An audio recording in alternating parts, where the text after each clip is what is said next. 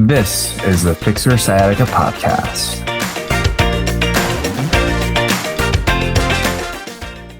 Let's talk about the nether regions, aka the pelvic floor. It is a part of our core system that often gets overlooked when it comes to managing pain, particularly sciatica and low back pain. And today's guest is a very special guest, which every guest is very special, but I'm so excited to meet this and introduce Dr. Di Wu, who is a male pelvic floor specialist and has a whole platform when it comes to discussing pelvic floor function and its relation to pain. So Dr. Wu, so great to see you. Thank you for being on today's episode. Hi, Ashley. Thanks for having me today. I'm very, very excited. Listeners, Dr. Wu said that I can call him Woody. So for the rest of today's conversation, I'll say Woody and then follow up with a question. Woody, it's so great to see you. I'm really excited. We've talked about male pelvic pain and pelvic floor function and dysfunction in earlier episodes, but I thought it would be a really great time for us to bring it up because oftentimes when it comes to pelvic floor function, we don't really talk about it. It's literally called the nether region because it's kind of taboo to talk about it. And so before we take a deep dive and talk about the male pelvic floor, its function, and also its role in pain, can you tell the audience who may not have met you yet, can you tell us a little bit more about yourself and the journey that you've taken to become the expert that you are? Yeah, sure. Hi, everybody. My name is Di. I was born in China, where I was trained as a physician. That's my initial career plan. And I practiced surgery for about 3 years, mainly in orthopedics, which is I deal with a lot of people have back pain, sciatic pain. So I practiced for 3 years, and then I decided to move to Canada. One way ticket. So when I came to Canada, that was in 2010, and I was trying to prepare for my equivalency and trying to go back to medical practice again. But I just find, there's something missing. I want to better understanding how the musculoskeletal system works. So I went to McGill, the PT school. So then I just find it's opened my horizon and it's just opened out a new world for me. And then I decided, I'm going to stay because I just find I can do way more better for my patient being as a physical therapist rather than being a surgeon. So how I end in pelvic health, specifically men's pelvic health, came to a story I have been shared quite a bit, is when I was in China, we have this patient who suffered from a big trauma after a car accident. And he had like a complex hip fractures. And our medical team, we were able to, really reduce the fracture and fix the bones like so well. We spent almost 9 hours in the emergency room. So a year later, I did a follow-up, of him in the outpatient clinic. And then when he came in, I just noticed there's something wrong. He clearly felt depressed and he gained a lot of weight. And he walked, pretty well. And you can see just limp a little bit and say, I say, how's everything? He said, I'm depressed and divorced also. And I thought it's because of the, all this trauma event. But actually turned out is after the operation, we told him not doing a lot of movement during the hip, but no one told him how to start sex, actually. And then almost a year without any sex, he has a lot of fear and then end up divorced.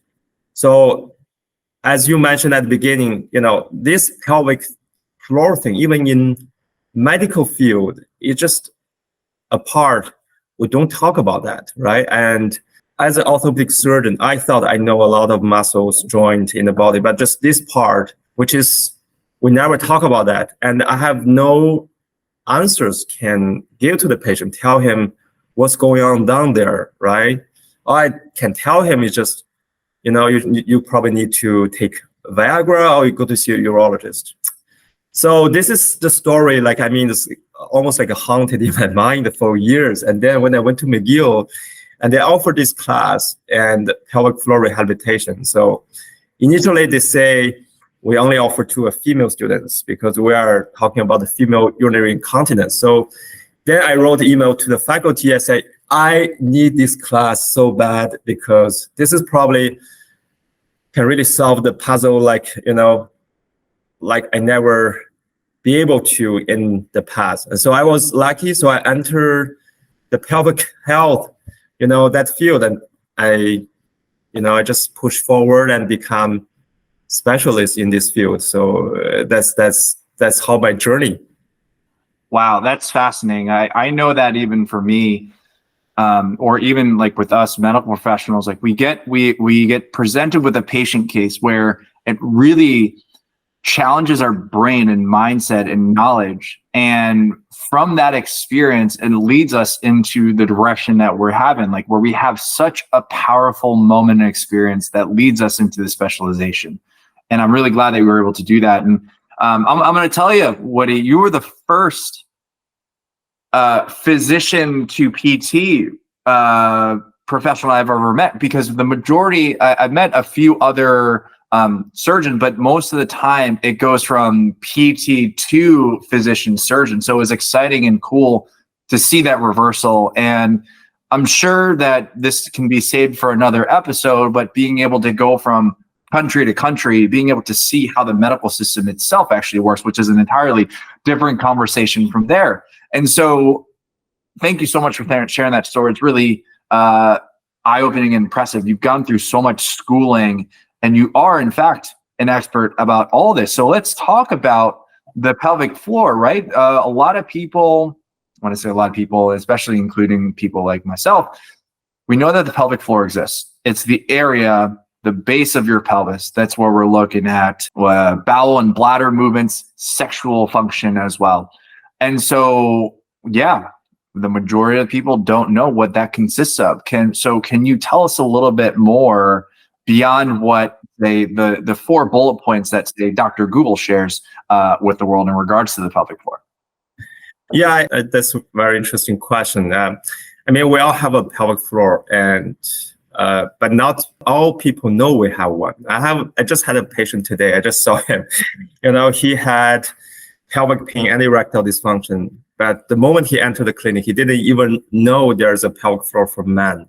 So pelvic floor, if you just by the name, is really just like the floor in the pelvis. It's literally everything in between our legs, right? So it include a musculature, like a muscle groups, but also include all the fascia supporting structures, and also the vascular and the neurological, like the structures. Okay, so it's really a complex structure. But when we look at on the internet, people think about pelvic floor, it's just a muscle, right? But actually it's way more complicated than just a muscle structure. So anything going wrong can actually affect the pelvic function. And it is the bottom part of the pelvis, but it's so critical in terms of function.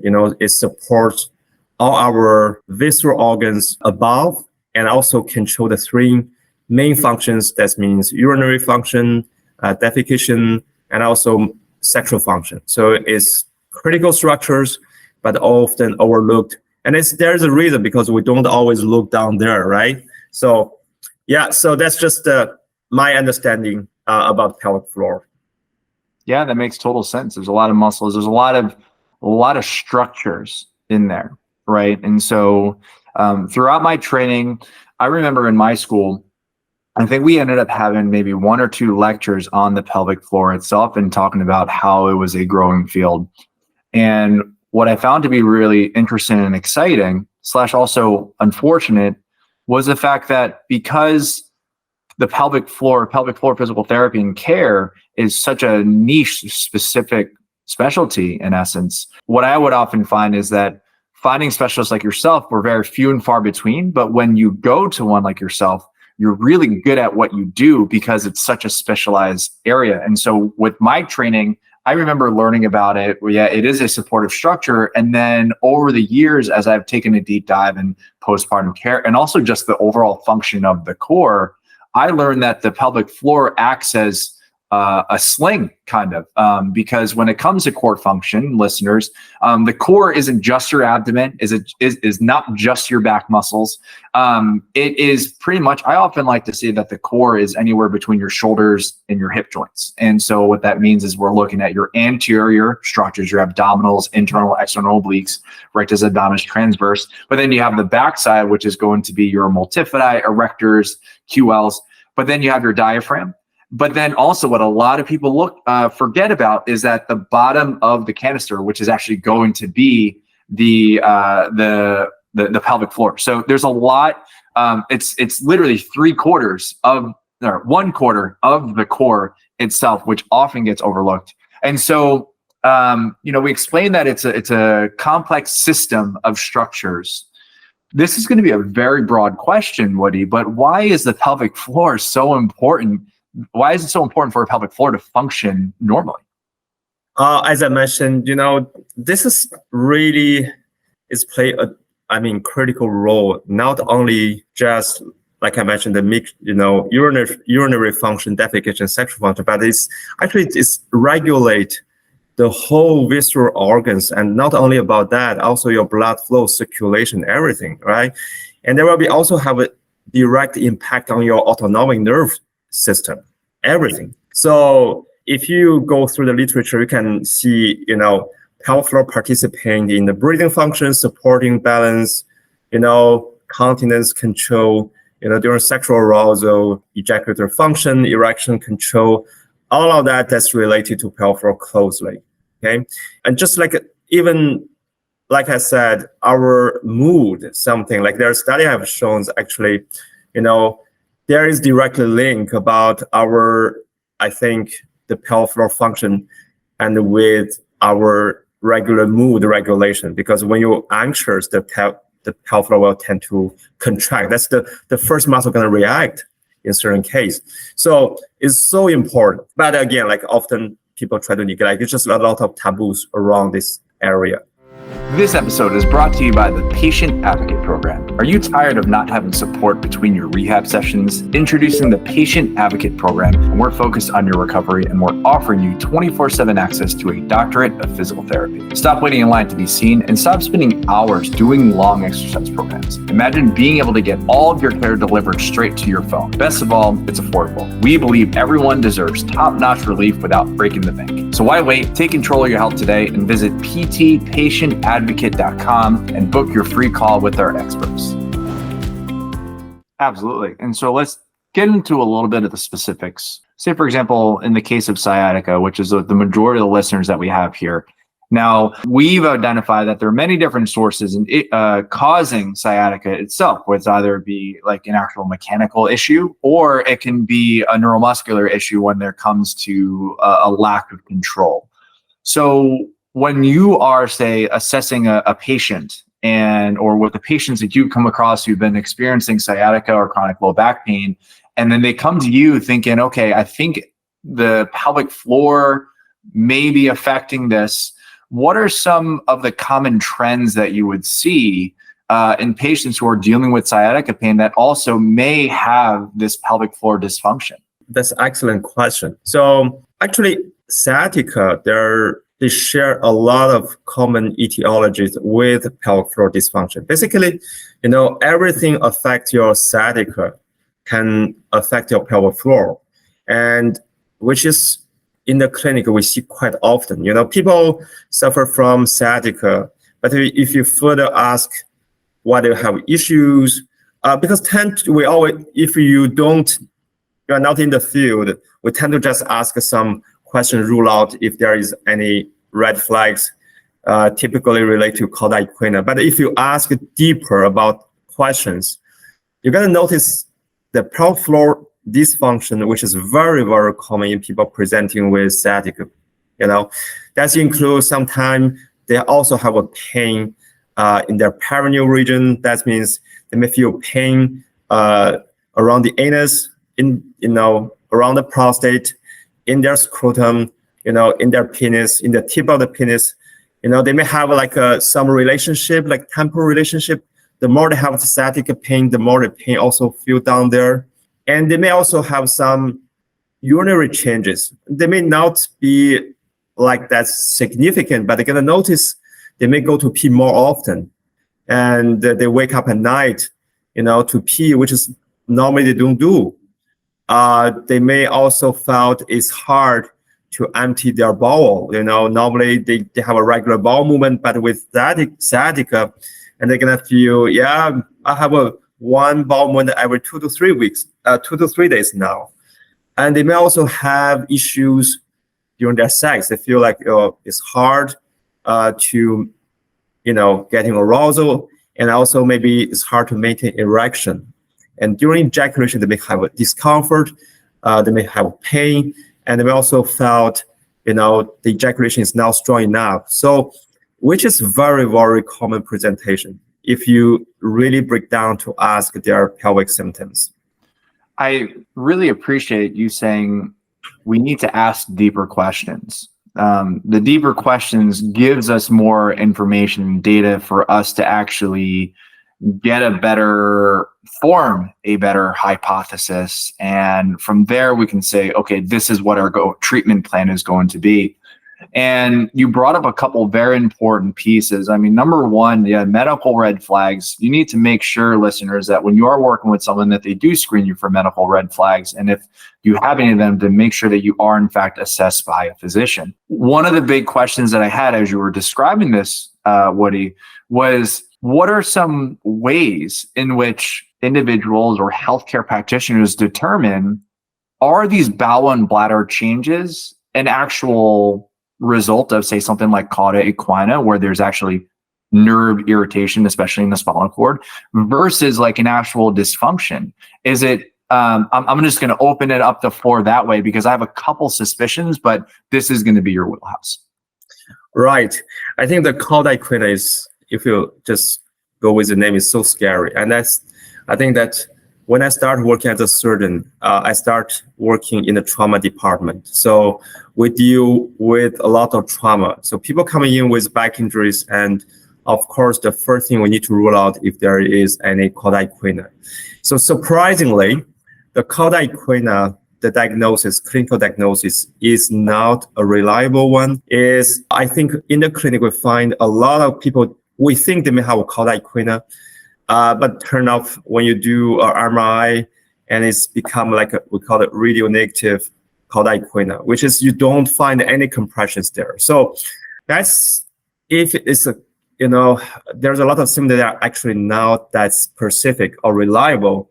So that's make us sometimes hard in the clinic to really rule out the cauda equina. But there are still some symptoms. I mean, I'm looking to. So for example, they come in with acute back injuries or acute back pain, right?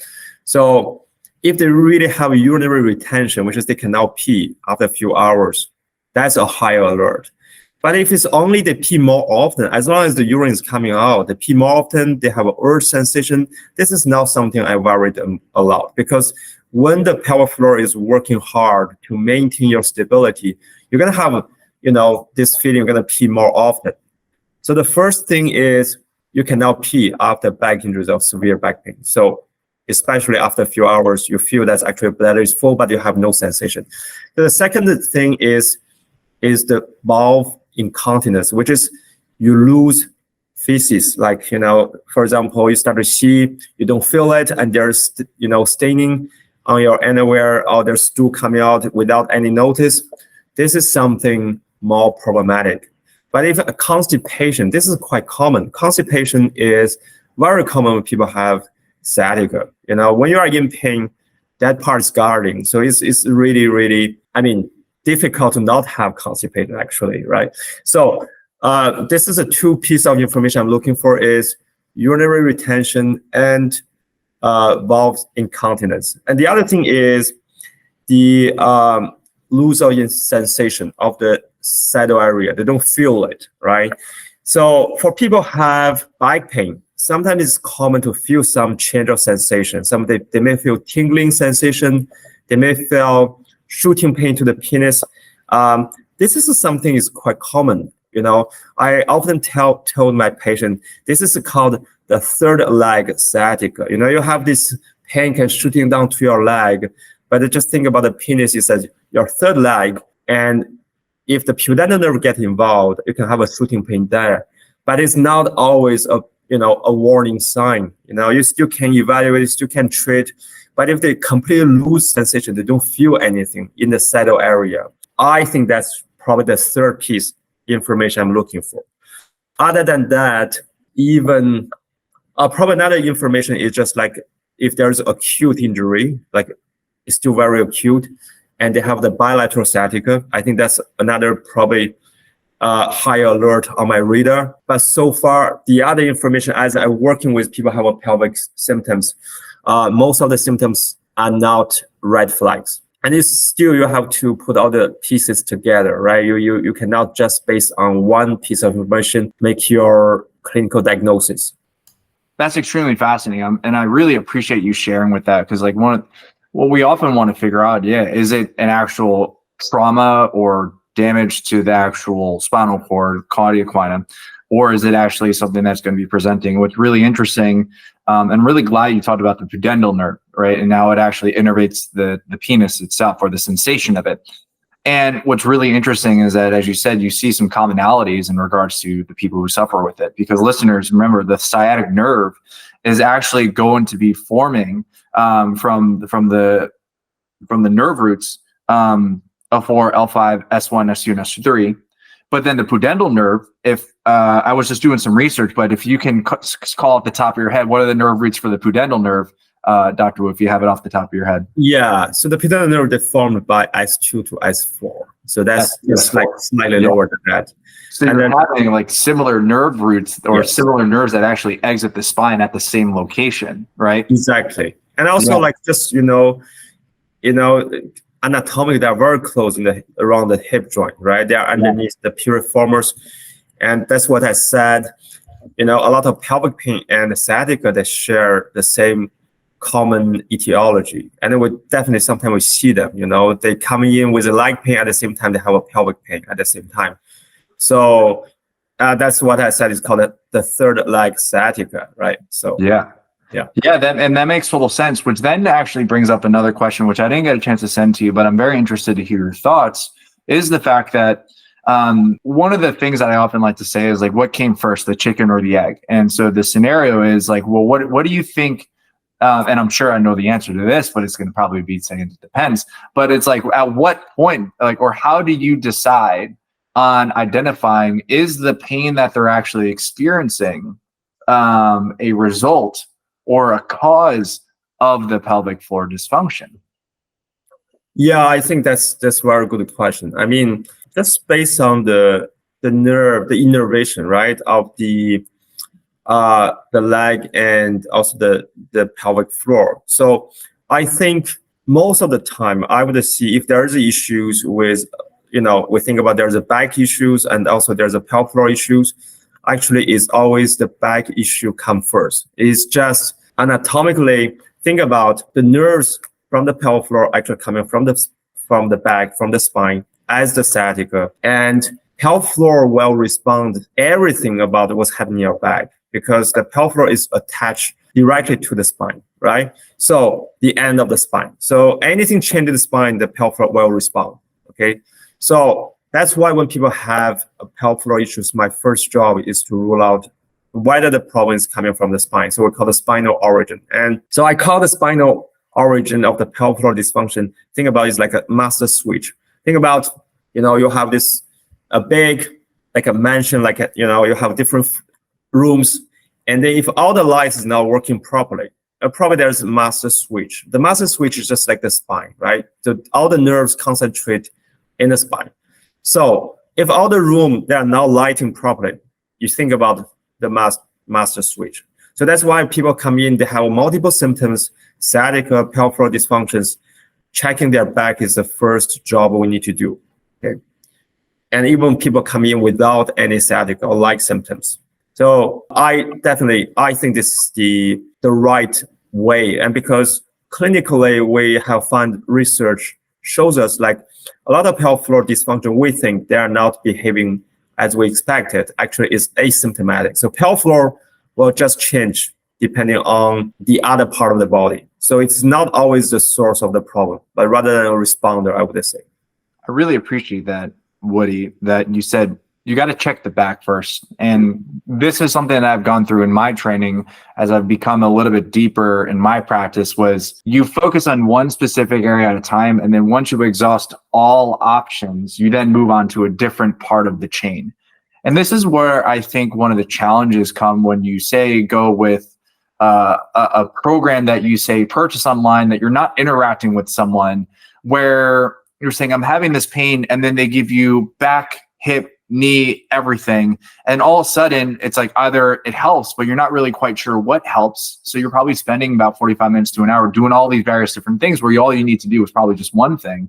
Exactly. Or it might not help at all. And then you end up getting a very muddled set of information where you're not really quite sure what the next steps are. And so I really appreciate where you have to say rule out the spine, and especially listeners, as we said before, that the nerve roots of the sciatic nerve also exit similarly to the nerve roots that actually influence a large portion of the pelvic floor. And when I'm working with clients who are dealing with sciatica, I would say a very large percent of them are actually originating from the spine. So I can have another conversation on like why I think piriformis stretching and pigeon stretching could be like used for a different area, but we have to be able to see if your spine is irritated. We have to reduce spinal irritation, and then we address the other issues from there. And so I just want to add on that. This is really my experience. Like when I, work in the emergency, like also trauma department, like actually people have a back issue even before or after surgery. A lot of it, they have like a pelvic floor dysfunction, very common. And as I said, they tend to respond to the secondary issues. And studies have shown almost 40% of people, they have disc herniation and are they diagnosed based on imaging studies. They will have abnormal urodynamic testing, which is their P function will be abnormal. And in 2017, I published a case series, which is 3 gentlemen, and they come to see me, they purely presenting urinary symptoms. And then one of the gentlemen, if you look at his symptoms, is actually fitting to the diagnosis of chronic cauda equina. But all the 3, their symptoms rapidly and change when we start to manage the spine. They discharge within 4.5 average session. They discharge and show significant improve their symptoms and functional baselines. So that is really, we have to, where you have the symptoms, not always the source of the problem. So we really have to be mindful, is what we are treating. If you only treat the symptoms, it's just no difference than put a Band-Aid. So you really have to find where is the source of the problem. And so from identifying the source, so oftentimes working with a pelvic floor specialist is not the first line of defense, not the first thing to go to. So at what point, or what are some of the characteristics or signs that people should be looking for or experiencing throughout their journey that they're thinking, okay, maybe I should consider looking to a pelvic floor specialist? Yeah, very good question. So if you think, you have to think about how the spine and the pelvic floor, how they works, right? So for example, people coming in, if they have a lot of symptoms influenced by posture, by movement, there's a highly likelihood they are driven by the spine. But if you coming in, the people have no back pain history, full range of motion, and their symptoms not influenced by any movement, they don't influence by posture, mostly by influence by, if there's a strong urge, for example, the bladder is full, during defecation, during sexual intercourse, you see a clearly link of the pelvic floor activity with their symptoms. That's probably a good indication you need to refer to a pelvic floor physiotherapist. But most likely, if the patient have symptoms, even within the pelvis, as a general physiotherapist, you still can manage and track their symptoms. Use that as a baseline, and surprisingly, many things may solve, with your treatment. That makes total sense. And so in essence, like going through this, it's not even just trying to like spot these things, but actually increasing the awareness of what's going on down below your belt, right? I think especially out here in the US, we kind of live in a culture where you're kind of having this outer body experience where you're doing all these different activities, but you're not in tune with your body. But you only become in tune with the body when you start to experience pain. And then when you start to experience pain, you're only in tune with just the pain itself versus actually like how everything else is functioning. So I really appreciate being able to say, like, if you have these conditions, like if we have these scenarios, this gives us an opportunity to, address it. And that's, listeners, this is how pain management should be. It's not, oh, you have back pain, let me give you these 15 different exercises. It's, oh, you have back pain, but let me ask these deeper questions. And then based on that information, I'm in my head, and so is Dr. Wu, is saying, okay, well, if these symptoms or signs are present, then it's most likely this. And then we do a test, we do an intervention, and then we'll either support that hypothesis or we'll refute, and we have to change the direction. But that's how we should be able to do it. It's problem solving. We're approaching it scientifically rather than just boom, shotgun approach, do everything, and we don't know if it's working or not, which in some cases may seem kind of slow, but ultimately it allows us to really pinpoint the source of the pain, actually allows us to really attack it head on. And so we need to get the necessary information to provide the necessary treatment to take care of people. So now we've identified some areas in regards to, okay, I think I might be a candidate, or I think I'm looking into pelvic dysfunction or assessment. What is somewhat like, what are we to expect? Right now, it's like we go on Google, they're like, oh, you're going to experience like, a typical exam, but like, what's a typical exam? Can you share us a little bit insight in what that exam is like?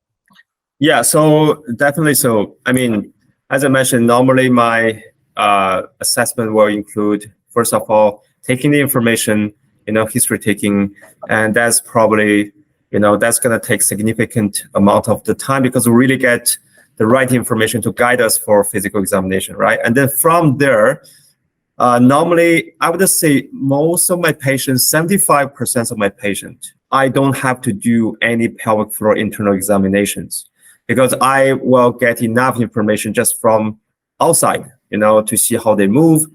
And 50% of my clients, even they have a lot of pelvic issues, I don't need to understand. It just, if I find the driver is not from the pelvis, that I can easily manage that. So basically, I will try my assessment starting from, anything above the pelvis, and then looks the pelvis from externally and try to get a sense how the pelvic floor is working. And if there is indication, I will assess the pelvic floor internally. So which is by digital palpation. Okay. So that's people always have a perception, about the pelvic floor internal examination, but definitely that is not necessary. And many times you can get very, very good, reliable information from, just external information.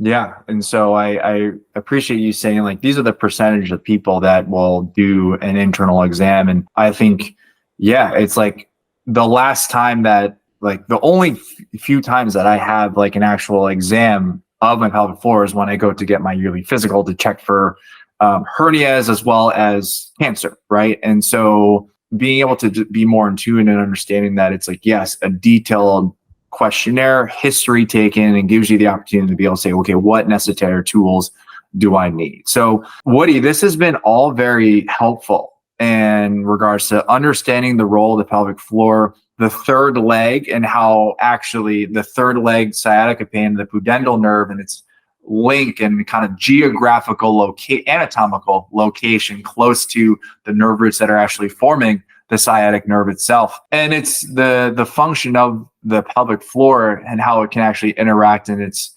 relationship with pain.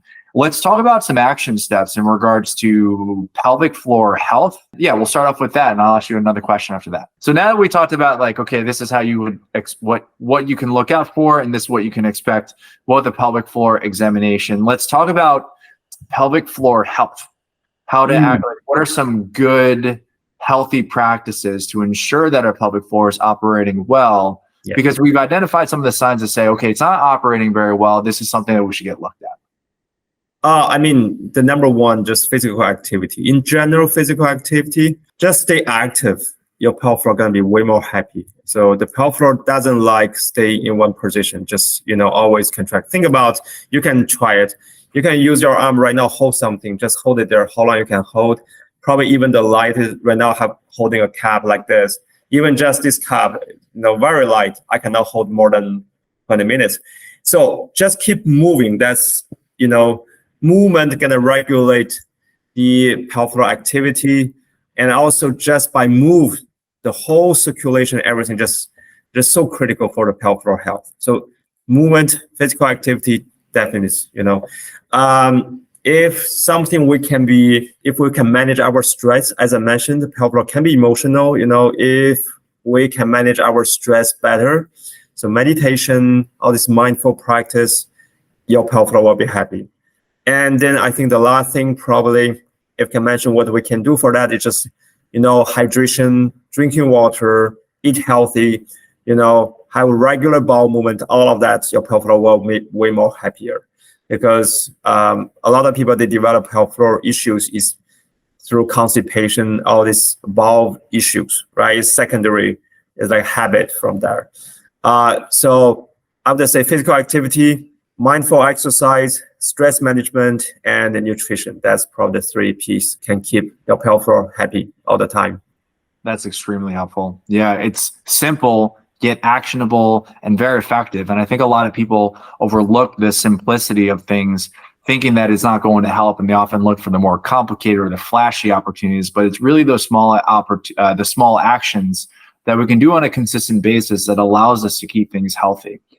And so, Dr. Woody, not only are you a clinician and you have your practice, but you also teach. So for the listeners out there who are really, their eyes have been opened by what you've said today, and they want to get in touch, they want to work with you, or they want to learn more about how they can care for their pelvic floor, what is the best way to contact you or access more information? Oh, that's very great. So I have a platform is called IPC.health. People can, get information, basically what I'm teaching. My specialty include mainly men with pelvic pain and sexual dysfunction. So that's the 2 main, areas I'm working at. So I teach physical therapists to treat men with pelvic pain. We have this 4 horsemen pelvic pain course. This year we have give 7 across the whole North America. And we have an upcoming course this weekend, which is called The Greatest Symphony of Erectile Dysfunction. So which is talk about how use a biopsychosocial framework manage erectile dysfunction as either physical therapist or occupational therapist. And also I have this coaching program for people who want to just in general improve their, intimacy. So we call the Happy Male intimacy coaching program. This is still on the way of development, but now I have this private clients that they're looking for and they enjoy it. So if people want to want to contact me, can send me email to that's di@ipc.health. That's my email. So you can use that. Probably Ashley, you can put on the screen or somewhere. People can look for me. Yeah, I'm definitely I think that's my mission. To help men to live better and have a better pelvic health, have a better sexual life. So that's my mission. I love it. This is great. Listeners, if you can get a chance to write that down, I'm actually going to put Dr. Wu's contact information, his website, into the show notes. Woody, thank you so much. This was great. I learned a lot. I think the listeners have learned a lot. And again, thank you so much for your time. Thanks for having me. Thank you so much for tuning in. We hope you got some help from today's podcast. And for more info, check us out at ifixyoursciatica.com. Have a fantastic and pain-free day. No patient-therapist relationship is formed by listening to this podcast. We are not providing medical advice, and all information should be confirmed by a medical provider.